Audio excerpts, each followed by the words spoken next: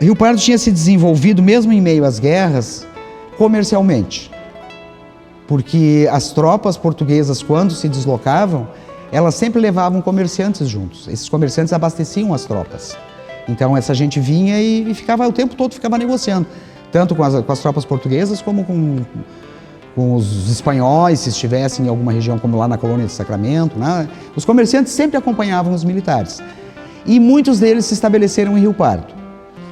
Então Rio Pardo vai desenvolver o comércio. E já havia também, nessa fase, até consolidar as fronteiras e nós chegarmos na criação da vila propriamente dita, já haviam também instâncias de criação de gado por aqui, antes mesmo do estabelecimento do forte.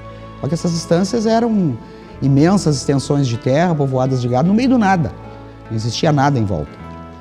Muito bem. Com a consolidação, finalmente, das fronteiras, em 1809 foram criadas as 4 primeiras vilas do Rio Grande do Sul.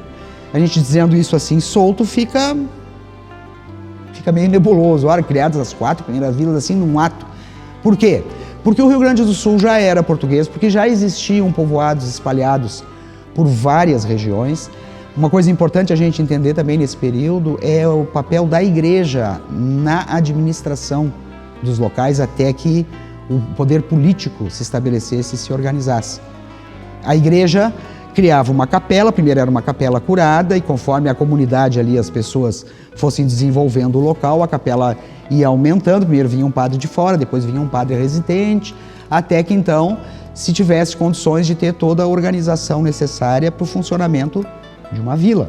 Primeira Câmara de Vereadores de Rio Pardo surgiu com a sua instalação em 1811, a partir de 3 anos antes, em 1809, ser colocado Rio Pardo como uma das primeiras vilas do Rio Grande do Sul, junto com Porto Alegre, com Rio Grande e com Santo Antônio da Patrulha. Por quê? Nesse período nós ainda éramos, antes da chegada da família real portuguesa aqui, colônia de Portugal. Quando chegou a família real, nós éramos um reino unido a Portugal.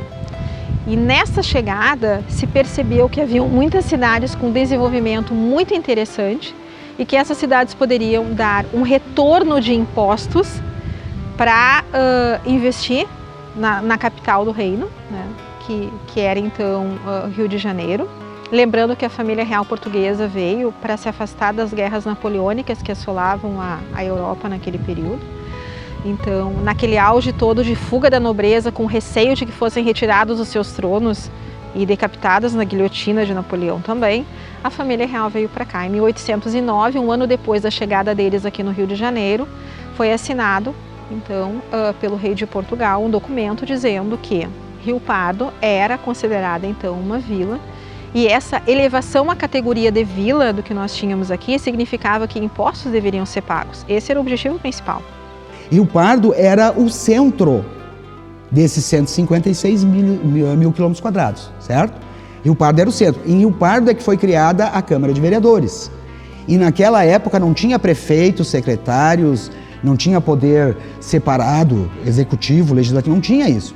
A Câmara de Vereadores fazia tudo.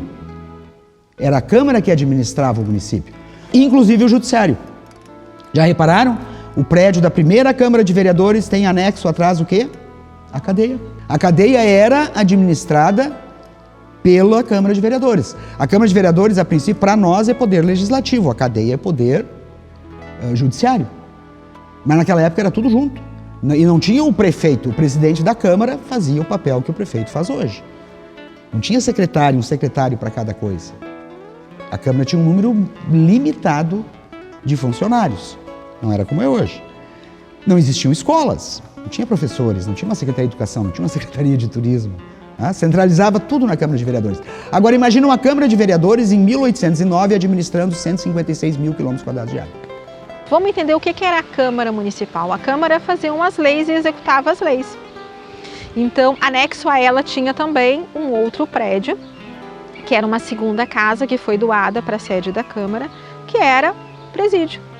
Logo, se a gente pensar na Câmara Municipal, ela tinha as funções de fazer as leis ela tinha a função de executar as leis e também ela tinha, além dessa função administrativa da cidade, olha só, uma função que hoje competiria, por exemplo, ao judiciário, né? Porque ela tinha anexo a ela aquele presídio, a chamada cadeia antiga, né?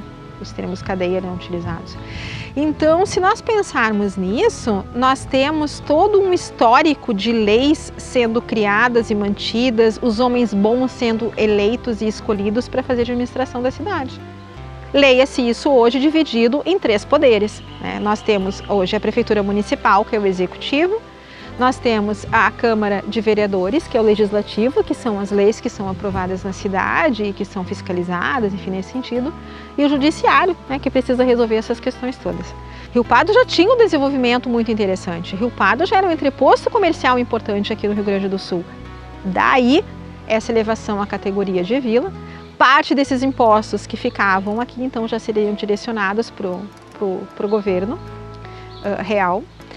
E mais tarde, durante o Império, tanto com Dom Pedro I por pouquíssimo tempo, mas principalmente com Dom Pedro II, o fato de nós termos em 1811 aqui, ainda naquele período que nós éramos Reino Unido, e mais tarde, no decorrer do século XIX, a instalação de uma Câmara numa sede própria significava que nós já teríamos uma ingerência político-administrativa de fato.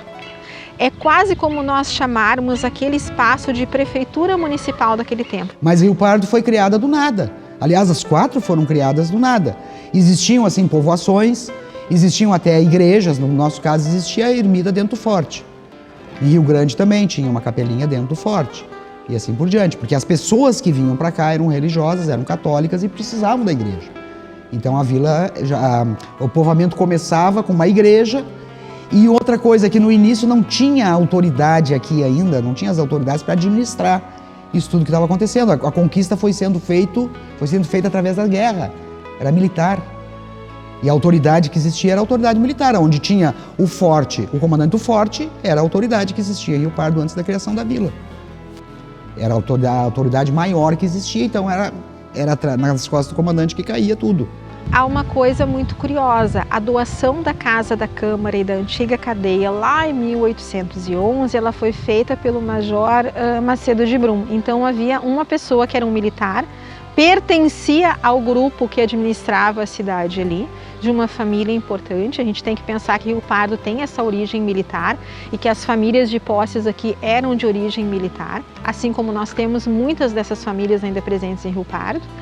E esse major doou as casas, ele adquiriu e fez a doação para o município ali que se instalasse a Câmara.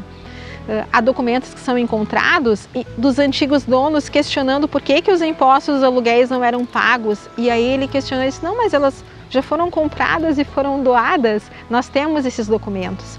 As pessoas naquela época questionavam uma outra coisa que eu sei que é um assunto polêmico, mas ele faz parte da história.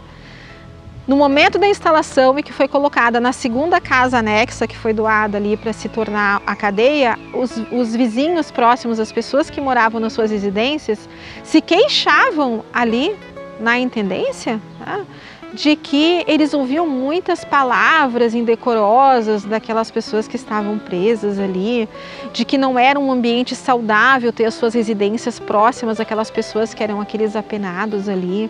Então havia toda uma movimentação popular naquele tempo que a gente sabe também que ainda hoje é questionado, né, do porquê nós temos um núcleo urbano tão próximo de residências e do comércio, um espaço onde se coloca o que hoje deveria ser uma ressocialização, uma reeducação daquelas pessoas que por alguma razão não se enquadraram nas normas e nas leis da sociedade, que elas precisam estarem cumprindo, né, um período de reclusão ali.